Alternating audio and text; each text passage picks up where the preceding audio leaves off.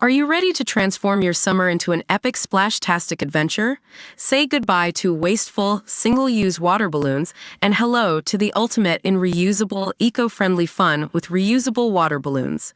Check out the link in the video description to get yours on Amazon today. The owner of a trendy restaurant in crime-ridden Oakland, California says his eatery was robbed for the 7th time in just 4 years on Wednesday. Surveillance footage from Kitchen Story on College Avenue obtained by ABC 7 shows an unidentified burglar already inside the restaurant Wednesday morning, walking around the tables and approaching a door in the back. The suspect, wearing a dark hoodie and pants with a light strapped to his head, could then be seen trying to pry the door open. When he is ultimately unsuccessful, he ran from the scene, the local news channel reports. But restaurant owner Chaiporn Kitsadavaseksak says the door the man was trying to get into leads to an office, where he keeps cash and iPads. Even though the suspect walked away without stealing anything, Kitsadavaseksak said he left the front door bashed in. Shattered glass could be seen around its frame, and the owner says it costs him thousands of dollars each time he has to repair the door.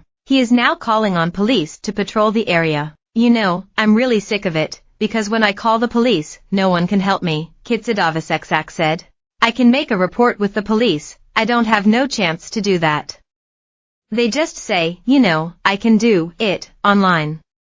What's the point?" DailyMail.com has reached out to Oakland police about the matter. But the police department in the Democrat-run city has previously admitted that it has just 35 officers on patrol across the city at any given time. Oakland is a city of around 435,000 residents, meaning that there is just one cop on patrol for every 12,500 citizens at any given moment. The department is made up of 705 officers, but is only authorized by the city to have 678.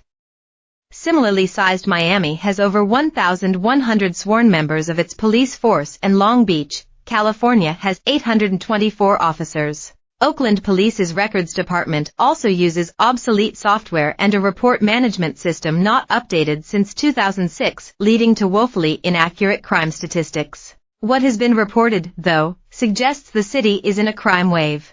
Robberies involving an unspecified dangerous weapons are up 23% from last year, the latest crime data shows.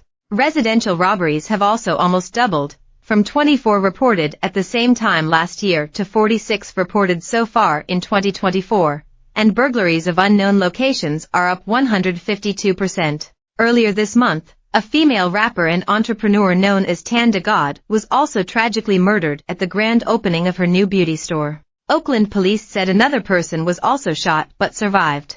Residents say the city has always been plagued by crime, but reports rose sharply since the pandemic and are only starting to inch down. But a survey by the Koreatown Northgate Community Benefit District found 94% of businesses were robbed and 92% didn't bother to report it. In one instance, dozens of thieves were caught on camera looting a gas station of $22,000 worth of goods after crashing a car through the glass doors. It took cops 9 hours to show up on the scene. This, some prominent Oakland locals argued, is the central problem. The police can't keep up and both victims and criminals know it. A Center on Juvenile and Criminal Justice report in February found just 1.5% of serious crimes were solved, including only 6.5% of violent crimes. This was despite the rest of California spending record amounts of money on policing injustice and sending more accused criminals to jail than almost ever before. Former police chief Laron Armstrong, whom Mayor Sheng Tao fired last year,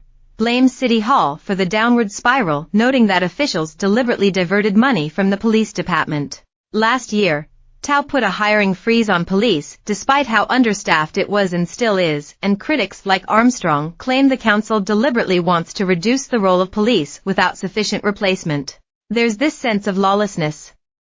This sense of, we can do whatever. There really aren't any consequences, almost like a video game, he told the Free Press. Our leaders are tone deaf. Armstrong claimed the problem was so obvious that lawbreakers were coming to the city for crime tourism. Oakland's free-for-all is now attracting criminals from outside the city, Armstrong told me, because they know they can get away. Why?